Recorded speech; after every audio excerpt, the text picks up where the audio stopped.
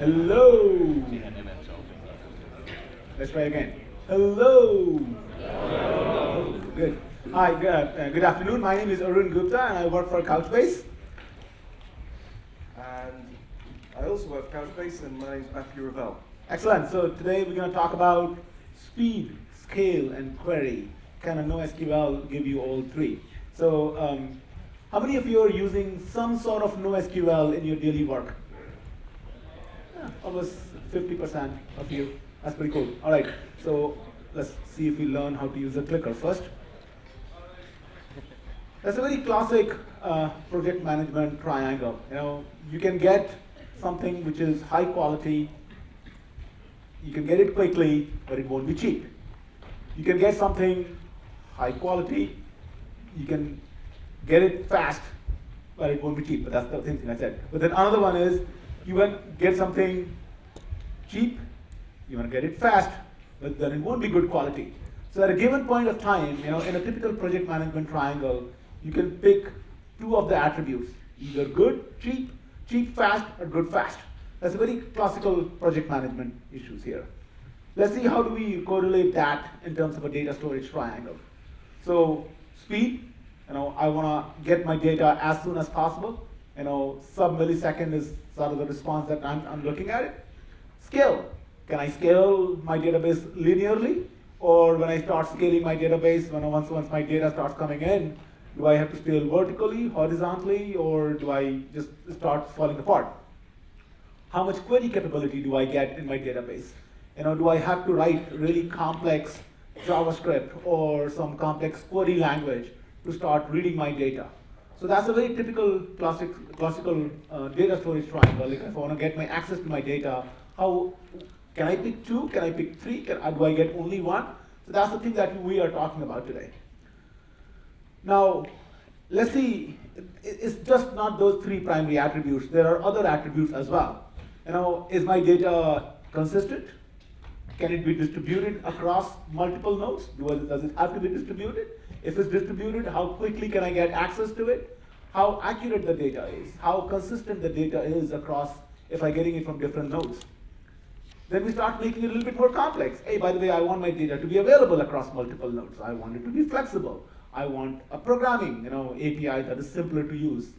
As humans, we always ask for more. I'm an athlete, so if I've done a routine for a few days, I want to challenge myself. I want to get to the next routine. So you always want to get to the next level. How do I make my faster, efficient, quicker, that kind of thing? So this is a very typical classical data storage store, but essentially, when you want to access your data, it's really a data storage circle.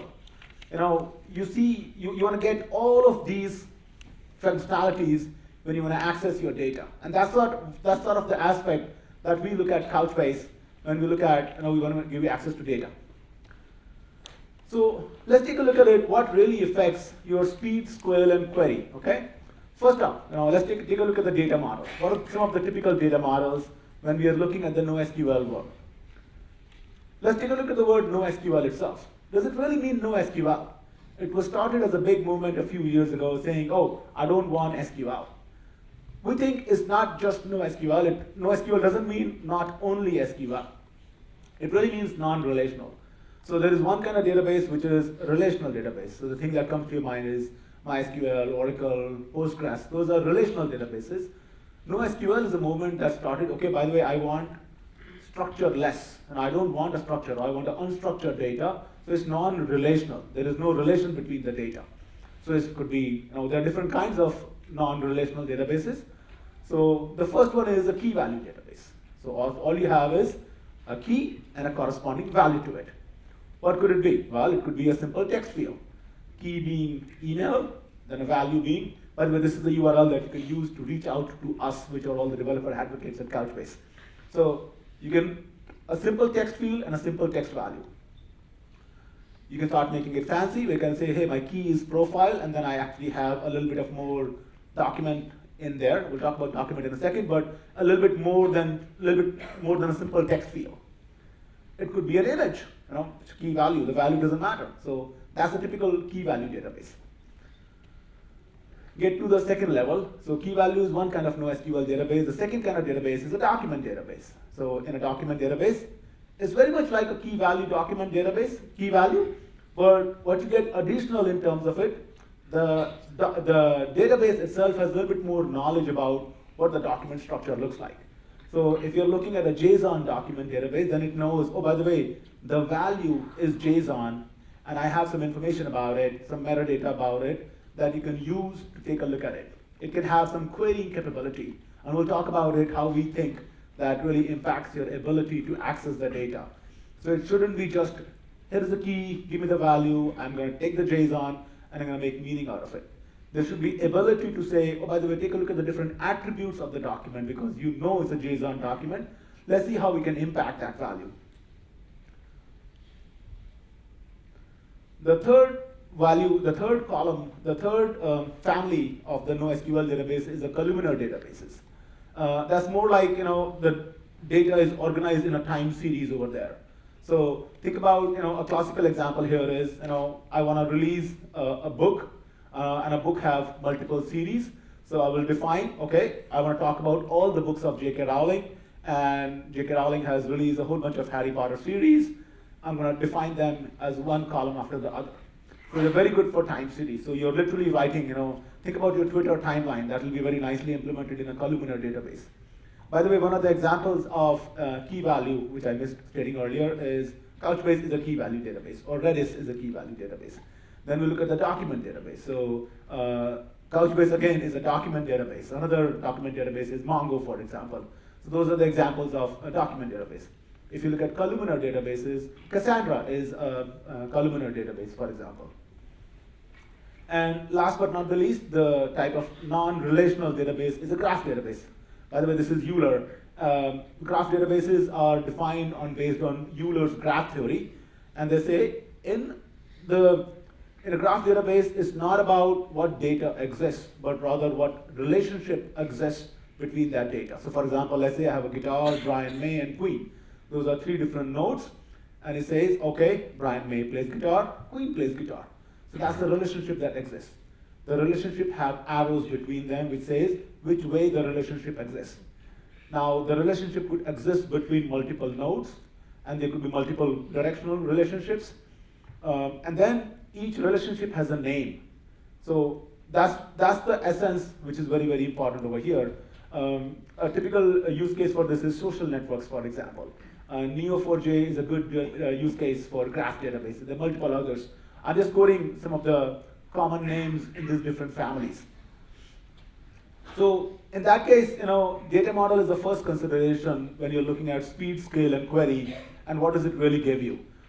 Relational gives you transactional integrity. It gives you querying capability.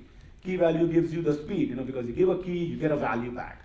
And a document gives you the structure, where you can get the querying capability, some of it maybe. Columnar databases gives you time series aspect of it. So each of these database types, the data model rather, so to say, they give you different aspect, one or two aspects of speed, scale, and query. Let's take a look at architecture. Now, how does architecture really help you with the speed, scale, and query aspect of it? Most common architecture, this is a typical master-slave architecture. So your application is writing to a master, one master, maybe multiple masters.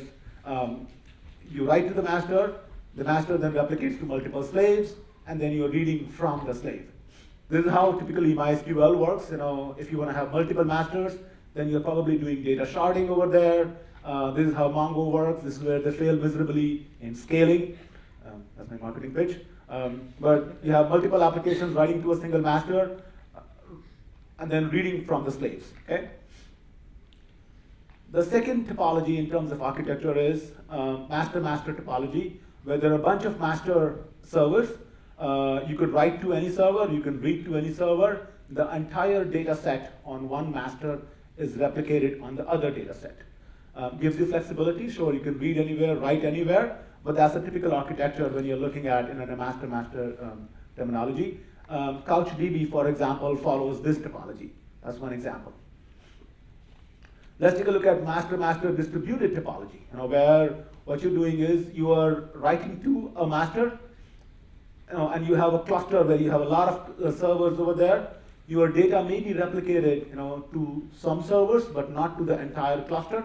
So it's a little bit like master, but it's more like, it's a distributed topology because the clusters are distributed, the entire data set is not replicated in that sense. So if we look at a little bit of a difference in that, in terms of replicated one, where we look at master replicated, the entire data set is replicated, and distributed, the data sets are actually sharded. Now, the sharding could be done at the API level, where let's say if you're using a particular driver, that's what is doing the sharding, or you could start doing sharding more at the application level, where you need to be aware of how this is going to work. And of course, in both the cases, you can write to and read from any machine, so that's pretty cool. In a replicated case, we talked about how it is eventually consistent, and in terms of distributed case, if we go by the CAP theorem, there is CP, which is Couchbase, or AP, which is, for example, for a Cassandra database. So architecture in that sense, data model was the first consideration when you're looking at speed, scale, and query. Architecture is really your second consideration when you're looking at all of those aspects.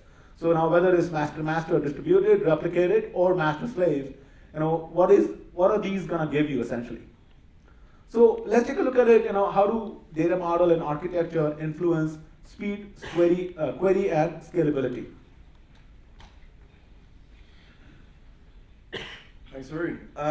Okay, so I'm going to go through four examples to start with.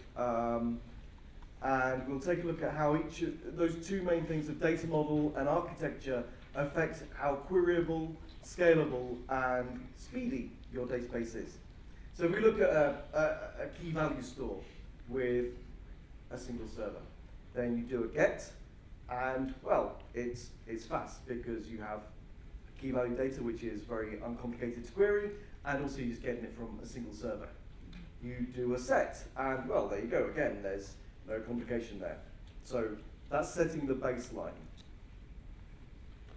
So yeah, the data model really doesn't have much impact because it's key value. The architecture doesn't have much value because there isn't really one.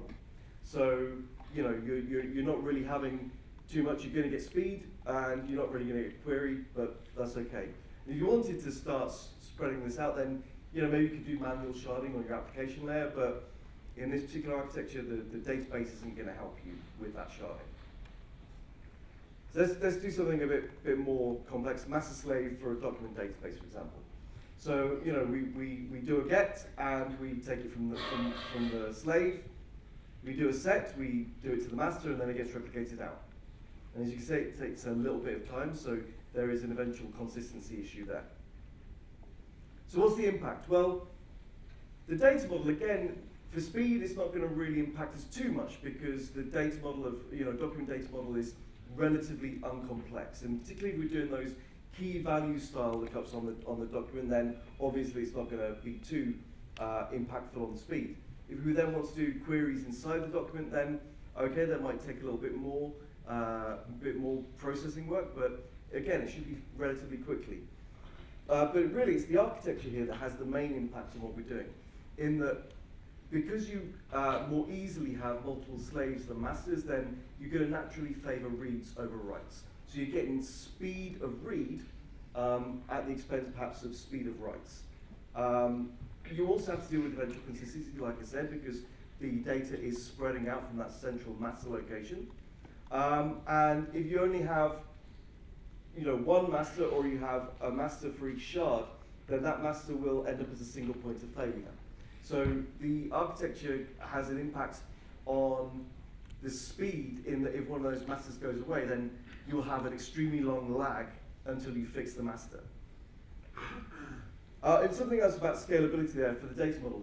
Distinct documents are really easy to distribute because they're not related to one another. So if you look at a graph database, one of the issues with scaling a graph database is that you want to have all of the nodes in the graph that are near to each other to be on the same machine, ideally, because you want your queries to be quick, and you're going to be doing usually relatively close traversals to nodes that are close to the one you're starting with.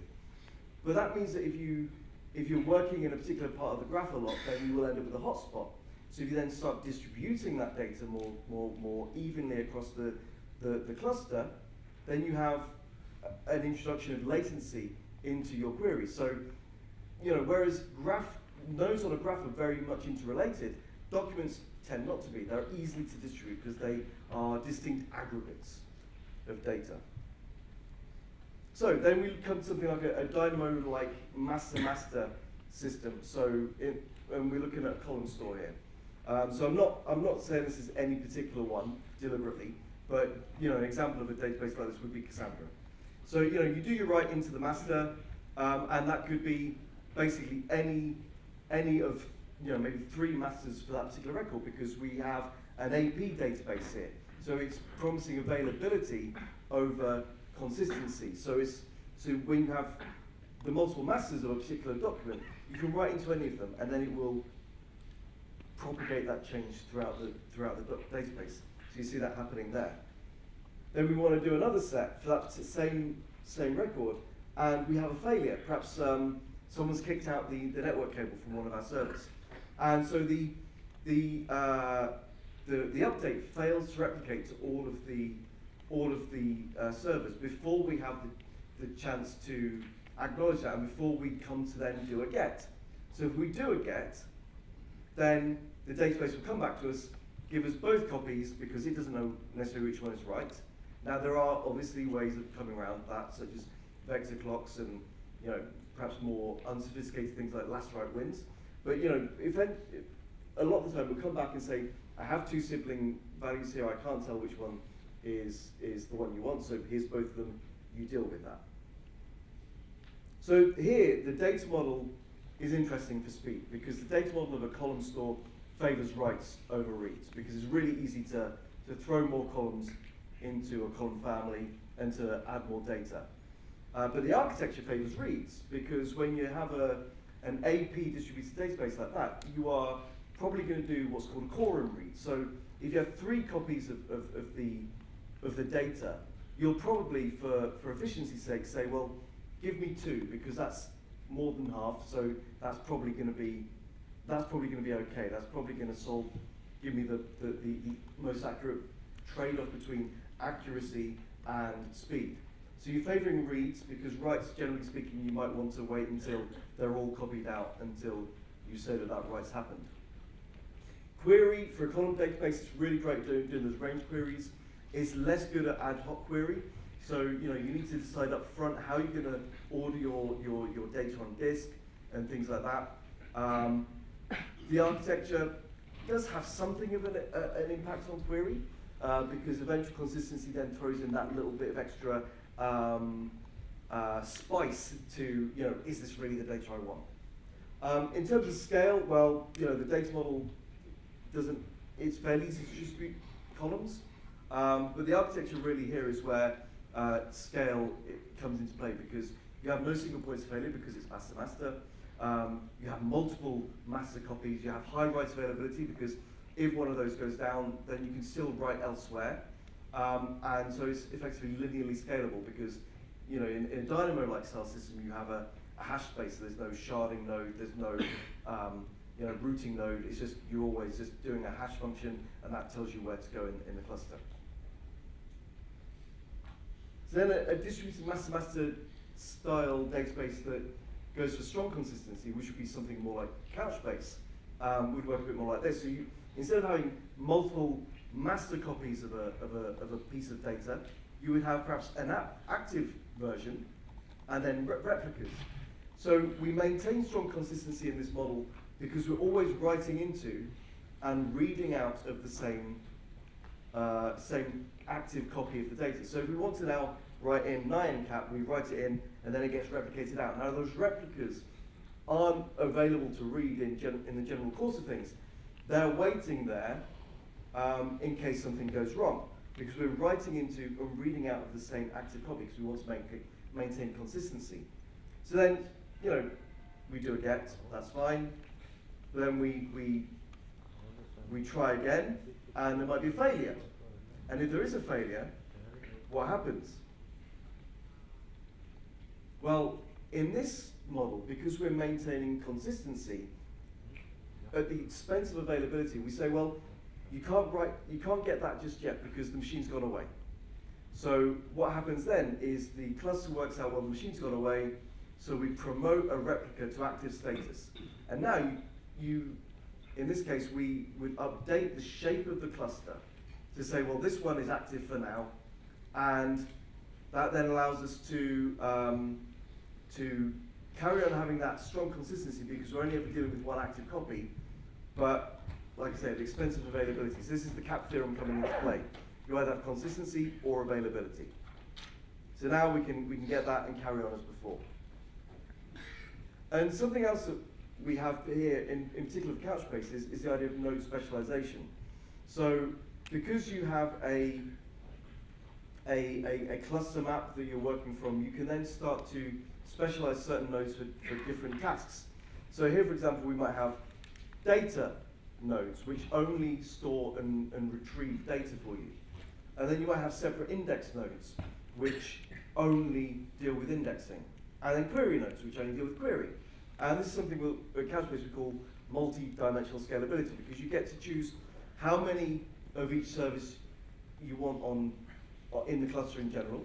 So you might have, if you have more need for index at one point, you might want to add more index service, or you might want to add more query. And so here, you're directing everything through a query. When you're doing a query, you direct it through a query node. It goes out to the index, looks for it, then goes back to the data node, finds the data, puts it back into the query node, and gives it back to you. So if you have much more in the way of indexing going on, it's quite CPU intensive, you might want to scale up those particular instances. And so, as well as having that linear scale of scaling out with more machines, you can give certain machines more capacity, which is why I call it multi-dimensional scaling, so that you can then, like I say, have that specialization and make sure that each machine is serving the needs of the particular service that it goes for. Okay, so what's the impact of that master strong, consistent model on a document model? So again, with the data model, we know that the document side is easy to distribute. The queries are, generally speaking, quite simple. But we'll look at some NoSQL query in a moment. And because you're generally doing simple gets and sets on the documents, then again, that data model doesn't have too much impact on speed. It makes it performant. But it's the architecture that's interesting here because it's neither really optimized for read or write because you're always going into and out of the same active record for a particular record, for a particular document. So it's where query maybe has more of an impact here. So having strong consistency, so having it as a source of truth means that you can do complex query with more faith in the results. You don't have to worry too much about dealing with sibling resolution and so on, because you know that what you're getting is the answer. That's the document as it is. And then again, with a distributed master system, you've got no single points of failure. You've got linear scalability, and in this particular version, you have no conflicts. Okay, so let's dive a bit deeper into NoSQL query. The original approach to NoSQL query was to be like an ostrich and bury your head in the sand. I couldn't find a photo of an ostrich burying its head in the sand because they don't do that, apparently. But NoSQL database developers did do that. They said, well, we're giving you scale, we're giving you speed, so query, that's something you can handle in the application layer. And I don't know if you've seen the cartoon of two business guys sitting down, and one says, well, so you're telling me that to query this, I need to write a distributed MapReduce query in Erlang.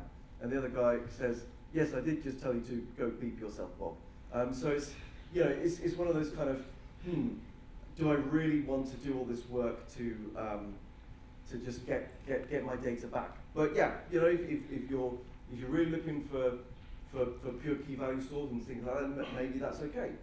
Then the next approach was kind of working around this by building manual secondary indexes on the data. So here, we might have a document that just is a document of keys of the people who work in a particular office. So here we have London, and then we could do a call on key number 123, and that might give us the user profile of that person. So we're doing, like I say, a lookup document, a manual secondary index. And that's okay, that works to the strengths of the database if it's a simple key value store.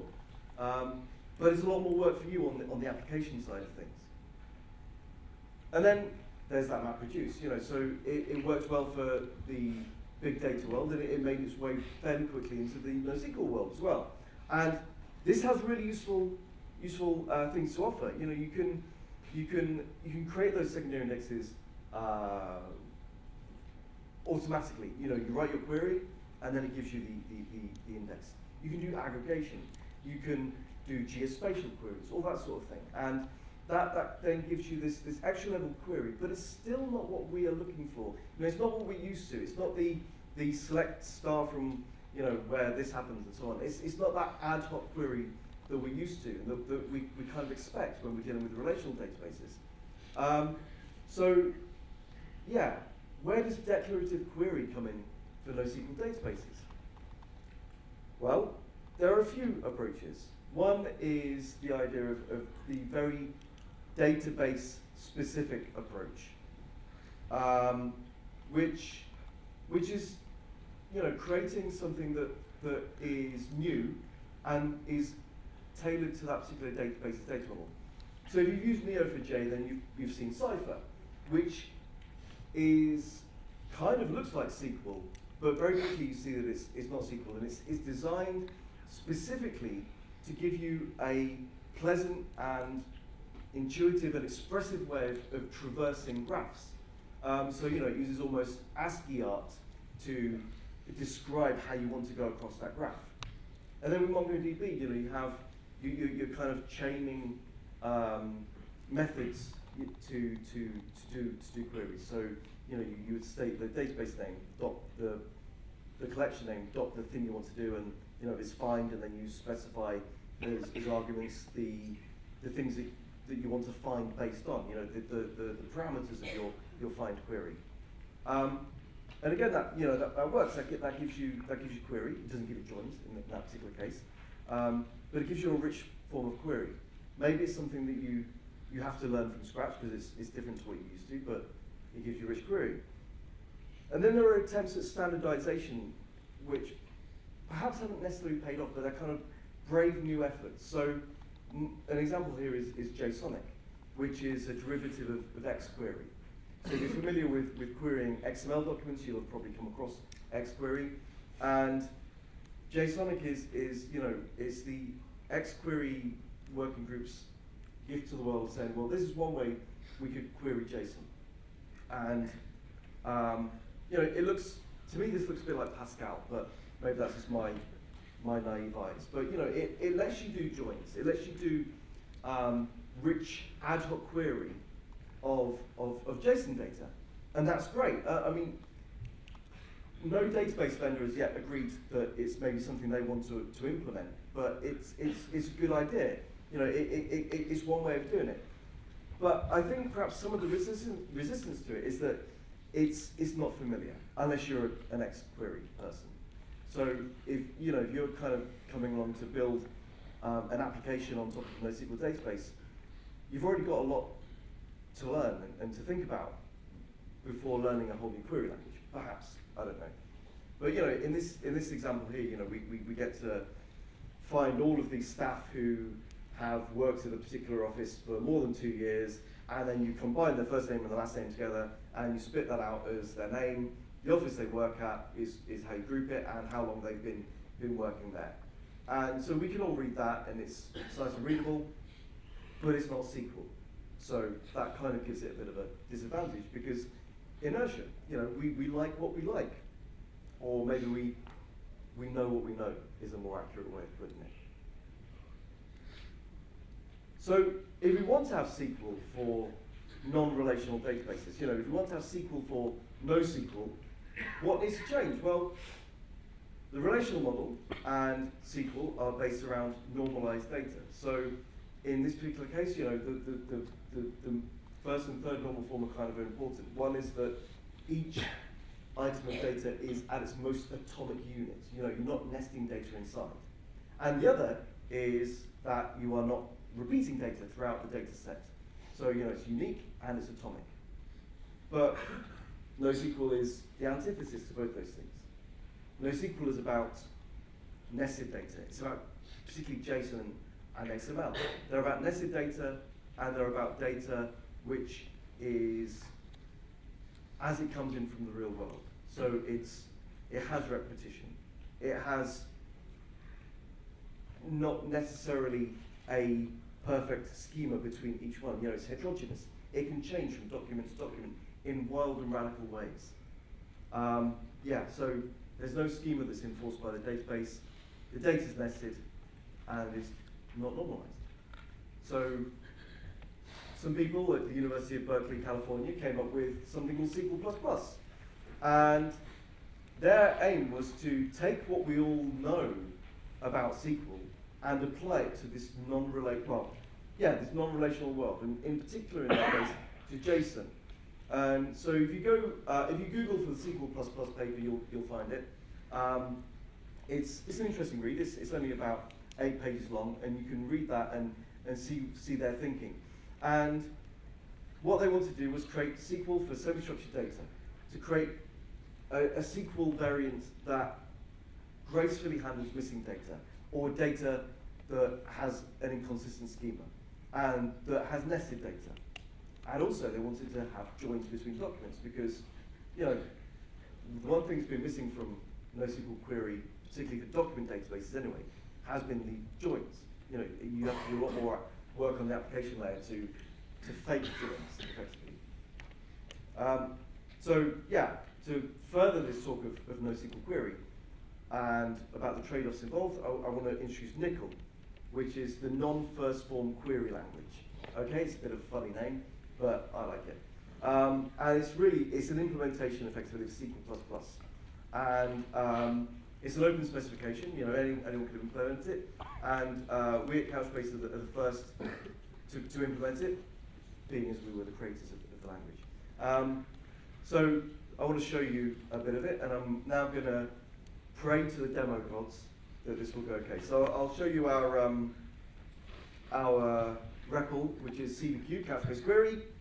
So let's do something very simple. With Couchbase, we have a data set that comes with Couchbase called the travel sample. And it's around 33,000 documents of airports, landmarks, routes between airports, and so on. So let's do something. Let's find all of the airports. Okay, so my apologies. Okay, so there you go. Sorry about that. Okay, so let me try again. So you can see that we have something like 1,968 results. Okay, so that's fine. But what you can see immediately here is that we've written what looks like SQL. Select star from travel sample where type equals airport. But what we've got back is JSON. So we're not getting back rows. It really is designed for the JSON world. And yeah, we've got nearly 2,000 results. So we can do the things that you would expect from a SQL-like language. So we can add a limit equals 10. So we don't want to have too many. Sorry.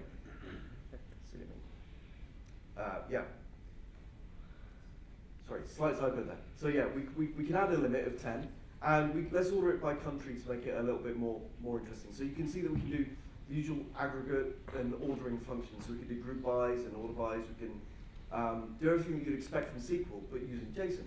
So let's do that. So we get 10 back, and in the data set that we're using, the French airports come first, so we get 10 airports back from France. So there you see. So you can see that we have basically there we have the geographic data is nested in there, so we could do some interesting things with that. We get everything you would expect to see about basic data for an airport. So we might want to, if I just come back to these slides. Let's take a look at in detail. So the first thing to say is that Couchbase has a division of buckets. So if you think about the relational world, we have tables as your your division or your separation of concerns. In Couchbase, a bucket is a much broader, much larger thing. You can think of it more like the equivalent of a database in MySQL or Postgres. So you could have potentially millions of documents within that bucket. And so what we start to need to do is we need to build into our data model ways of differentiating those documents from one another. So here we have a type of airport, and it could be a type of landmark or route or whatever. And so then we can start to build into our queries, instead of using the from clause perhaps as the limiter of the type of data we're searching, we'll use something like where type equals airport, as we did. And then we can use all of this data within the JSON document as part of our query. So here we have city, we also have country, so we could look for all of the airports from a particular country, for example, as we just did, where we were looking for them from France. And so the important part here is that you can almost think of the key value pairs inside the JSON document as being columns and values, or columns and rows in a relational database for the purposes of your query. So let's do something a little bit more in depth. So I mentioned joins. So let's look at how we could use this for something like a travel app, where we want to find the flights from San Francisco to Heathrow, or Heathrow to San Francisco. So here we have the airport document for SFO. That gives us that data that we saw just now. Then we have a carrier, an airline, here United.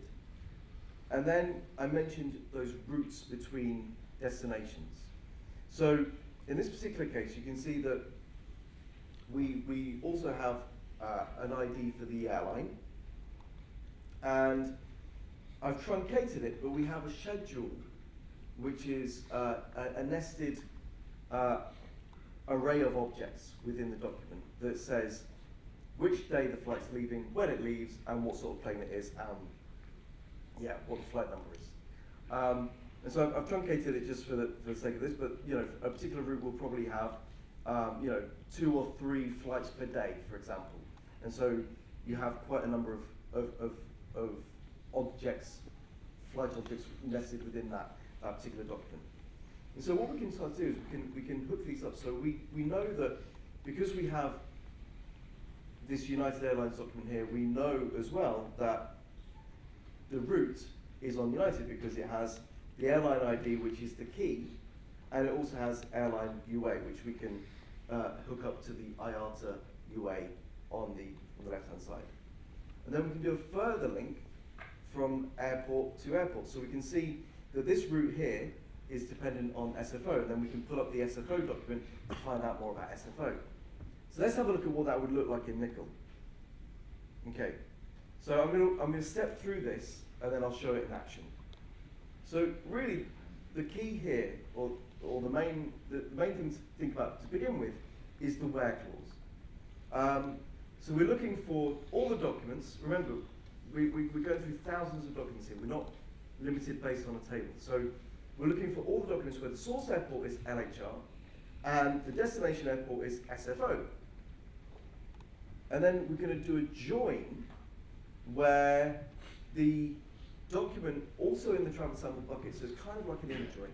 So where the documents match the airline ID, so their key matches the airline ID that we found in our LHR and SFO documents. So what we're doing there is we're saying, give me all of the routes that go from LHR to SFO, and now bring in to that join in the details of the airlines that serve those routes. And here's where we get specific about the JSON nature of it all. So we're going to do an unnest. So we're going to take that nested schedule information and we're going to promote it to the top of our query, and we're going to pull it out of its place in there, and we're going to work with it now. And so what we're going to do is we're going to call it, we're going to alias that schedule information as S, and then we can start to use it. So,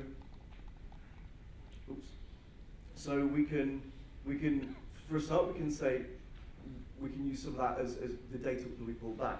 But more interestingly, we can use it to affect the way that the query works. So we can say, well, only give me the flights that are leaving on a Monday, day equals 1 in this case, and then order it by the time of departure.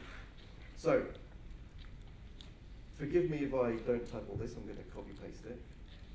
So let's get that working here in our record. Let's get my mouse over onto the right screen. There we go. Okay, so I'm going to paste that in, and we get all of these here. So you can see that we get 16 results back. So there are 16 flights on a Monday from Heathrow to San Francisco, and we've ordered them by time. So what we've done is we've combined those 3 documents that you saw, and we've also promoted a nested array of objects out of one of the documents to use that as a top level of the results that we're getting back. So I think what interests me most about this particular query is the data we get back, it's not stored in Couchbase in that form. So the thing that we've come, or many of us have become used to with non-relational databases is that you put something in and then you get it out in the form that it came. You might have interesting query around that to find it, but you just get back out what you put in. Whereas this is spitting back out the thing that we asked for. So it's given us that true declarative query. Yeah. Okay, so let's carry on. So as you might expect from a SQL-like language,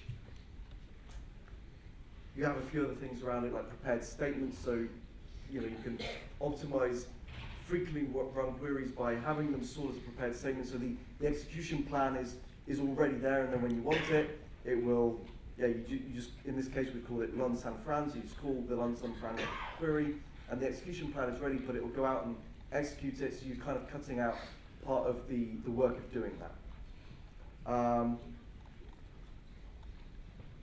And obviously, as you might expect, you can create indexes that will speed up your query. So if you don't have indexes, then you're effectively doing a full table scan across all of the thousands, if not millions, of documents in your bucket, which probably isn't very efficient, right? You're not going to have much fun doing that in a production environment. But when you put the indexes in place, then you're talking about bringing things down to milliseconds rather than potentially many minutes. And so we have this system called GSI, Global Secondary Indexing, and you don't need to worry too much about the details of it, except that when you want to create it, it's very familiar. To create an index, you write it in very SQL-like terms. You create an index and you then specify the JSON pair that you're looking for, and maybe a query. So here we're saying, well, where type equals airport and country equals UK. So you're building an index of the exact documents you want, and then that will show up in the web UI as one of the indexes you have. Of course, you can mutate data as well. You can do deletes, inserts, updates, and so on. And so it's a full SQL-like interface to your JSON data. So that's query. There are various different approaches in the NoSQL world, from, like say, things like Cypher, where you have exciting ways of traversing lots of connected data. You have the pure key value, which still has its place, and then you have ad hoc query increasingly coming into the NoSQL world, and a lot of it looks like SQL, especially Nickel. So that's why NoSQL is less of a useful term these days. So we've recapped query a little bit, but so what are the considerations then for speed? So let's look back. Key value, it will give you very fast queries, but you won't be able to do much with them. Document, again, speed, it's not going to have too much impact unless you start getting to really in-depth queries. Column, the speed impact there is that you have rapid writes, and you can do certain types of query very fast if the data is prepared to support that particular query. And then graph, it simplifies things that otherwise would be horrendously expensive. So traversing those graphs would be awful in SQL or something that's not designed for it. Architecture-wise, master slave, it speeds up your reads because you can have many slaves, but the writes tend to be slower because it's a while before it's distributed out. Master replicated, yeah, it speeds up reads and writes, but again, you have that consistency lag. And then in a master distributed system, you have the architecture itself doesn't really impact too much on writes or reads speed-wise.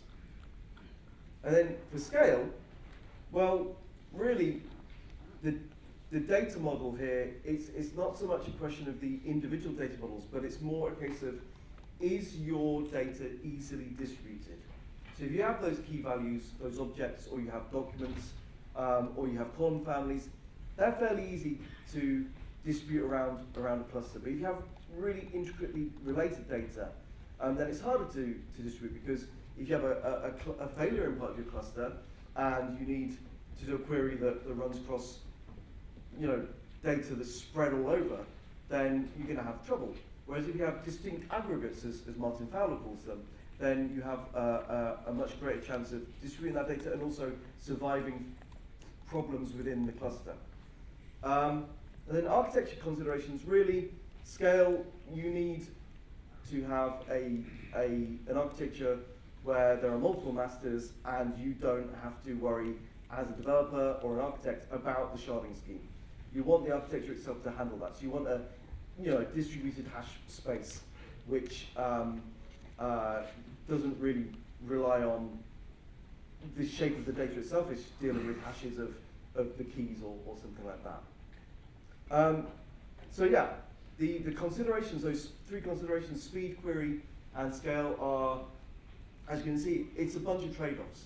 So if you're used to having certain things from your relational database, think about the implicit trade-offs that you're having, or that you're making there. You're trading off perhaps easy scalability in favor of queryability and transaction safety. So you make those similar trade-offs with non-relational databases. So when you're choosing one, think about how it affects the speed, how it affects the queryability, and how it affects the scalability. Obviously, we're from Couchbase, so I'd love you to come and find out more about Couchbase. We have developer.couchbase.com. Come to our forums, and also come down and see us in the exhibition hall downstairs for your chance to win a GoPro, get a t-shirt, and learn more about things. And tweet us with #Couchbase, because we wanna see what you think about what you've heard today, and we'd love to see you wearing our t-shirts as well. So yeah, unless you've got anything to add, really. I think we have 2 minutes for questions. If you don't find the time to ask your question here, we're going to be down at the booth.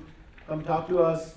We got some nice fun things in the evening. There's a chocolate fountain, and there is something else as well we have at the booth. Whack-a-mole. Yeah. Yeah, whack-a-mole. Yeah, whack-a-mole game as well. So we like to have fun at Couchbase. So questions.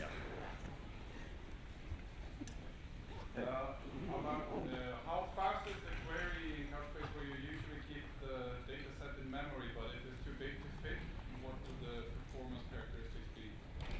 So